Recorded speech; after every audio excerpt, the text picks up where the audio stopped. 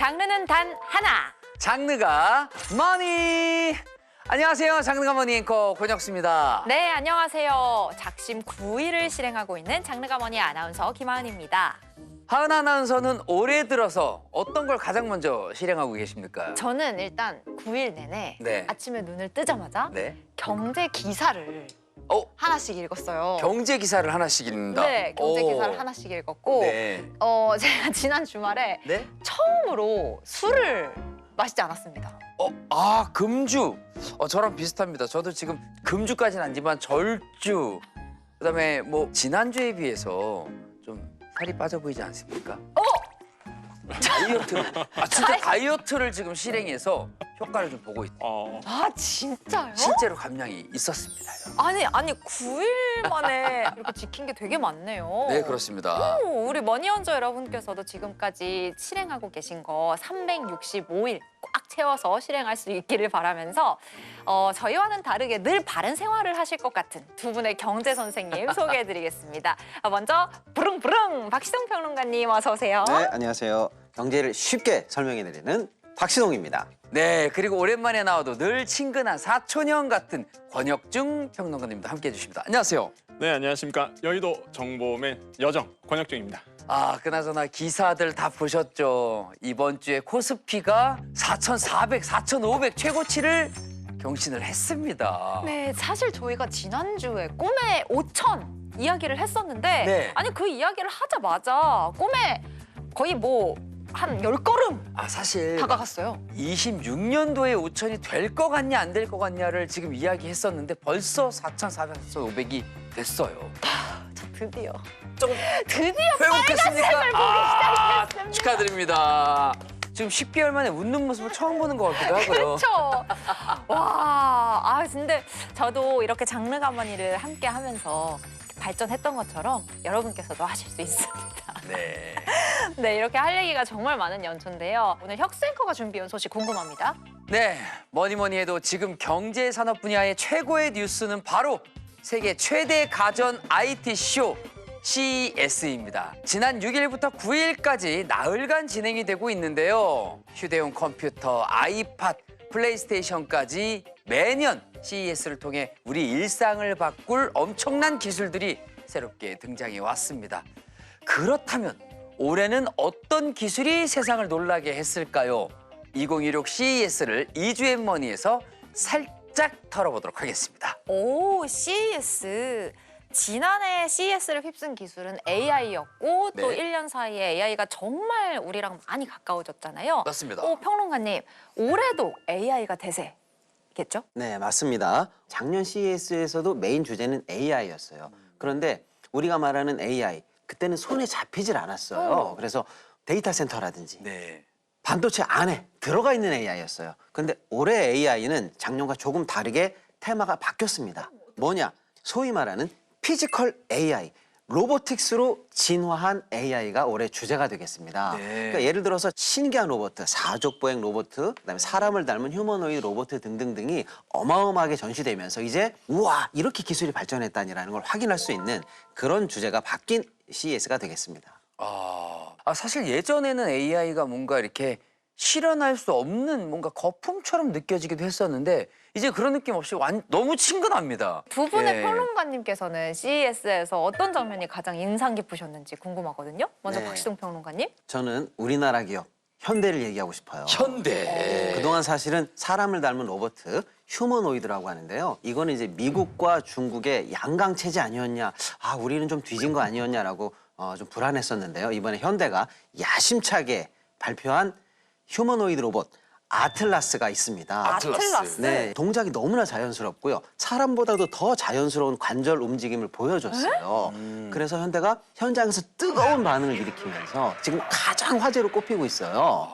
또 하나 인상 깊었던 장면을 말씀드린다면 네. 현대뿐만 아니라 우리나라를 이끌고 있는 삼성전자와 LG전자 얘기인데요. 네, 이쪽에서는 집안일 해방이라는 주제로 AI가 또 로봇이 본격적으로 이제 발전하는 모습을 보여줬어요. 네. 예를 들어서 이제 삼성전자 같은 경우에는 백색 가전에 AI가 본격적으로 투입되면 어떤 일이 벌어질까라는 걸 멋지게 보여줬는데요.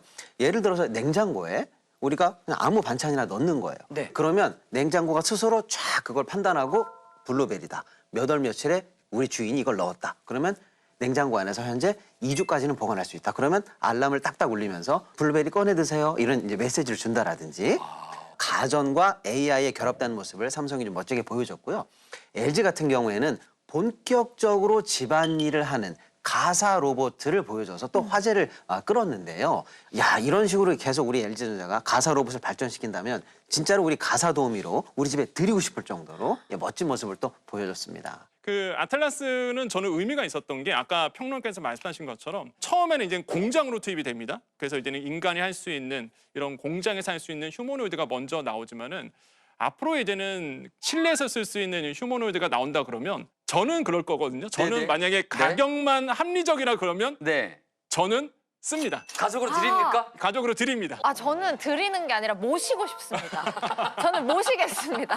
빨래 대신해주고 집안일 대신해주고. 아, 저는 정말 가격이 뭐 저의 전 재산까지는 아니더라도 네. 한 50%의 재산으로 가능하다고 하면 전 모시겠습니다. 그래서 지금 그래서 이제 어떤 로봇을 드리느냐가 이제는 앞으로 올 것 같아요. 그래서 저는 이제는 의미가 있는 게 또 하나가 현대 자동차를 이제 자동차에서로 봐야 되느냐. 네, 저는 이제 약간 좀 다른 관점이 있죠. 네, 이름 이제는 현대자동차인데 로봇 회사로 이제는 로봇 회사로 이런 측면을 우리가 좀 빨리 캐치해야 되지 않을까 이렇게 생각을 해봅니다. 그만큼 진화했다고 보시는 거예요. 너무 기술이 뛰어나죠. 이렇게 저희가 듣다 보니까 아주 너무 좋은 미래가 막 그려지고 있습니다. 그러면 우리 개미 투자자들이 CES에서 얻을 수 있는 필승 투자 전략 뭐가 있습니까, 평론가님? 저는 상 받은 회사에 주목하라 이렇게 말씀드리고 상 받은 싶겠습니다. 회사요? 네. 수상권? 네, 예. 사실은 이제 세계적으로 수천 개 회사들이 이번 CES에 참여하거든요. 그 중에서 가장 놀라운 기술을 보여줬던 회사들을 상대로 상을 줍니다. 네. 이른바 혁신상이라는 걸 주는데요. 네. 혁신상을 받는 회사 중에서 특히 AI라든지 로봇 쪽의 혁신상을 받는 회사에 주목해 보시면 그 회사와 함께 우리가 미래를 그려볼 수 있지 않을까 이런 생각이 좀 들고요. 특히 혁신상 중에서도 네. 탑 중에 탑 최고 혁신상이 따로 있는데요. 혁신 대상이 있군요. 맞습니다. 이 최고 혁신상을 받은 회사에 대해서는 특히 더 주목해 보신다면 좋은 결과가 있지 않을까라고 생각해 보겠습니다. 자, 혁신상 중에서도 대상, 혁신 대상에 집중하라라는 말씀을 해주셨습니다. 네. 말씀 주신 것처럼 혁신상을 받잖아요. 근데 주의할 점이 하나가 있어요. 혁신상 받고 주가는 단기에 급등하는 건 분명히 있습니다. 네. 근데 이제 한 3개월 후에 빠져요. 이게 역사입니다. 아이고. 그럼 단타로 들어가요. 단타는 저는 좋진 않다. 그러니까 저는 오히려 그 밸류 체인을 같이 보자.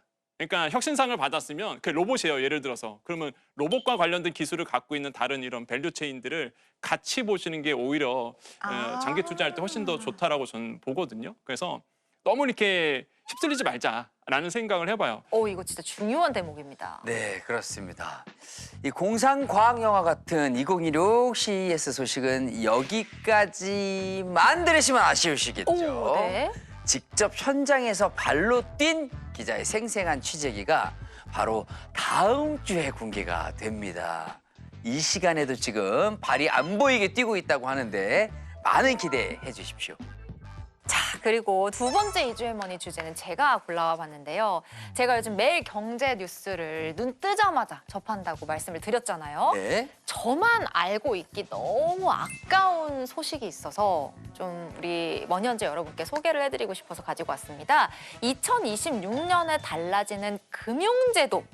알면 돈이 되는 정보 많더라고요. 그래서 오늘 두 경제 전문가와 함께 알아보려고 해요. 제가 가장 유용하겠다고 생각을 했던 거는 네. 이 대출 갈아타기, 요게 좀 자동으로 되는 서비스가 시행이 된다고 해요. 우리 머니언즈 분들이 알기 쉽게 좀 설명 좀 부탁드립니다. 네, 이른바 금리 인하 요구권 자동 행사 서비스라고 보시면 되는데요.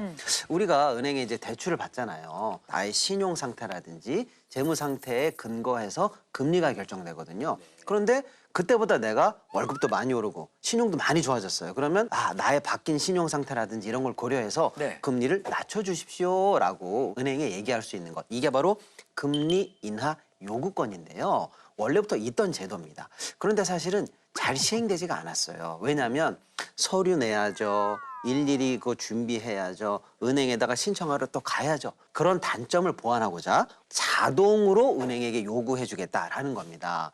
뭐냐면 마이 데이터 앱이라고 해서 내 데이터를 대신 취급해주는 서비스가 들어오거든요. 거기에다가 처음 한 번만 동의를 딱 눌러주시면 네. 이제 그 서비스를 취급하는 회사가 자동으로 매번 은행에 가서 신청해 드릴게요라고 해서 여러분이 은행에 직접 갈 이유가 없어집니다. 대행 매니저가 되는 그렇습니다. 거네요. 그리고 이제 예를 들어서 조건이 조금 모자라서 만약에 거절됐다 하더라도 네.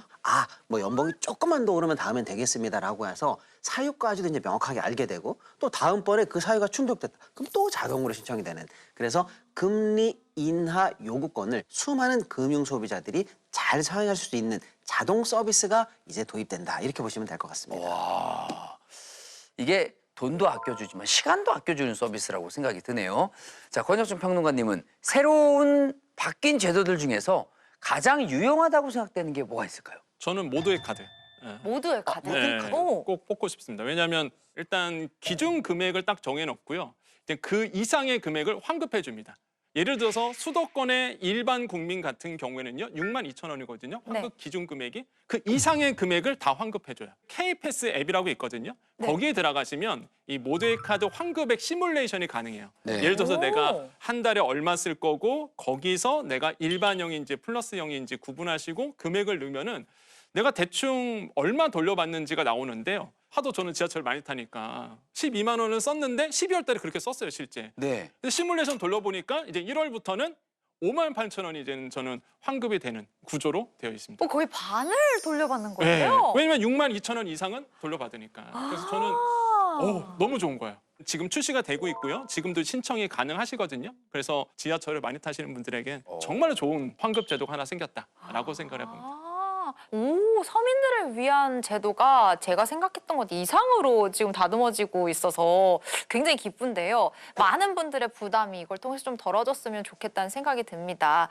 그리고 한 가지 궁금한 게 평론가님, 워킹맘인 저에게 가장 유용할 만한 그런 제도 없을까요? 자, 일단은 무상 보육 지원이 확대돼요. 오, 그동안은 5세였는데 이제 4세로 낮아지기 때문에 범위가 더 넓어지는 거죠. 네. 자, 그리고 출산 휴가 시 주담대 원금 상환이 유예됩니다. 이거 너무 좋죠. 사실은 주담대해서 원금 상환하려면 사실은 이제 회사도 열심히 나가야 되고 이번 또 월급도 꼭 받아야 되는데 네. 그런 고민하시는 분들이 딱 마음에 걸리는 게 아이를 낳고 싶을 때 이 출산 때문에 월급도 줄고 이거 어떡하지? 고민이 많으실 텐데요. 네네. 이걸 한 번 해결하기 위해서 이제는 출산 휴가가 딱 들어갔다. 그러면 아예 주담대 원금 상환이 유예되는 제도가 이제 들어가게 됩니다.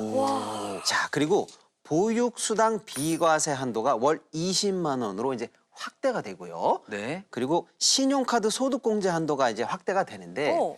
기존에도 기본공제가 있었어요. 이게 없어지는 게 아닙니다. 네. 이건 그대로 둔 채 이제 추가가 되는데 뭐가 추가되느냐? 자녀가 있으시면요. 자녀 한 명당 50만 원씩 추가가 됩니다. 자녀가 한 명이다 50만 원 추가. 자녀가 둘이다 100만 원 이렇게 해가지고 신용카드 사용액의 소득공제 한도가 쭉쭉쭉 커지게 됩니다. 야, 50만 원이면 생각보다 큰데요? 네. 그리고 아이를 돌볼 때 사실은 아침에 굉장히 바쁘거든요. 네. 맞아요. 그래서 육아기 아이가 있으신 분들에게는 10시 출근제가 시행됩니다. 이거 진짜 엄청 화제예요. 너무 중요하죠? 결국에는 어린이집이든 유치원이든 보내고 나야 사실 마음이 놓이거든요. 그리고 그래야 또 출근을 할 수 있잖아요. 맞습니다. 그렇게 하고 출근하다 보면 8시라든지 9시 출근에 굉장히 힘드시잖아요. 그래서 10시 출근제가 만 12세 이상 육아기를 둔 부모에게는 이제 시행될 수 있다. 이렇게 좀 달라지는 게 하나 있고요. 네. 또 하나가 이제 사실은 그보다 더 큰 아이들 입장에서는 학원을 보내는데 우리가 학원비 관련해서도 많은 부모님들이 좀 부담스러워 하시거든요. 그렇죠. 근데 그동안 세액공제가 안 되던 예체능 학원에 관해서도 이제는 세액공제가 추가적으로 가능해졌다라고 하니까 태권도, 피아노 이제 이런 학원 보내셔도 세액공제가 됩니다. 그래서 이렇게 육아, 출산과 관련한 다양한 제도가 올해 새롭게 들어가니까 우리 하은 앵커님처럼 워킹맘들에게는 좋은 소식이 있을 수 있다. 자, 그러면 이제 저도 수혜를 볼 걸 좀 찾아봐야 되는데요. 저는 아직 그래도 청년이니까 저를 위한 제도 있겠죠? 예, 청년 제도 있겠죠? 청년 맞죠? LG는 맞습니다. 요즘 청년층에 해당하는 네. 그 연령대가 네. 예전보다 늘어났대요. 맞습니다. 그래서 희망을 좀 갖고 있어요. 한 예. 40대까지도 청년일걸요? 그렇죠? 훅 집어서 예, 말씀하실 필요는 없습니다만은 네. 예, 제가 꼭 아니어도 뭐 동생들에게 필요한 그런 제조들 뭐가 있을까요? 또 정부가 야심차게 만든 적금이 하나가 있습니다. 네. 예, 청년 미래 적금이라고 얘기하는데요. 그러니까 도약 계좌라고 원래 있었어요. 네. 예, 근데 이 도약 계좌를 넘어서 이제 만기가 좀 짧은 상품을 하나 만들었거든요. 일단은 34세까지입니다. 예, 만 34세까지고 저는 굉장히 좋은 상품을 보는 게 최대 50만 원까지 매월 이제는 적금할 수 있어요. 근데 이게 도약 계좌나 미래 적금이나 정말 좋은 점이 정부의 기여금이라는 게 있습니다. 그러니까 내가 어느 정도 적금을 하면은 정부가 기여금만큼 또 이렇게 더 적금을 해줘요. 보태준다고요? 보태주죠. 어머. 그래서 이제는 도약 계좌 같은 경우에는 월로 따지면 한 3만 원, 3만 3천 원 정도, 요 정도 이제는 기여를 해주고 미래 적금은 특징이 퍼센테이지로 해줍니다. 그러니까 오. 최대 보면은요 6에서 12%. 이거 엄청난 거예요, 사실. 엄청난데요. 엄청난 그러면? 거죠. 예, 그래서 이제는 그러면 기여분까지 해서 연 이자가 어떻게 되느냐 이게 굉장히 중요하잖아요. 예, 예. 네. 도약 계좌 같은 경우에는 9.54% 정도 되는데요. 미래 적금은 그거 갖고 놀라시면 안 돼요. 미래 적금은 16.9%. 기여분까지 해서 엄청난 거죠, 사실 금리가. 그래서 저는 이거 안 할 이유가 없다고 보거든요.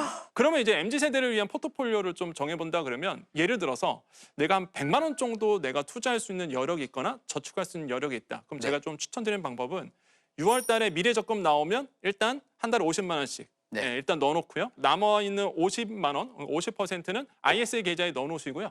예, 거기에서 이제는 국내 상장 ETF를 이제는 투자하는 방식으로 한번 돈을 굴려보시면 저는 나쁘지 않을 것 같다. MZ 세대는 일단 목돈을 만들어야 투자도 하고 그다음에 뭐 전세금도 마련할 수 있고 이렇거든요. 그래서 이런 점들을 좀 활용해 보시기를 예, 좀 권장드리겠습니다. 말 그대로 청년의 도약과 미래를 지원하는 제도인 것 같습니다. 아주 좋네요.